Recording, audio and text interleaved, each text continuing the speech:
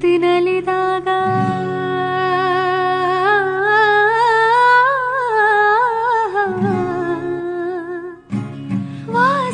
ವಾಸಂತಿನಲಿದಾಗ ಹಸಿರುಟ್ಟು ನಗುವಾಗ ವನದೇವಿ ಅಡಿ ಮೇಲೆ ಅಡಿ ಇಟ್ಟು ಬರುವಾಗ ಮುಗಿಲೊಂದು ಕರೆದಾಗ ನವಿಲೊಂದು ಮೆರೆವಾಗ ಹೊಡಲಲ್ಲಿ ಹೊಸದೊಂದು ನವಜೀವ ಬಂದಾಗ ಕೈ ಕೈ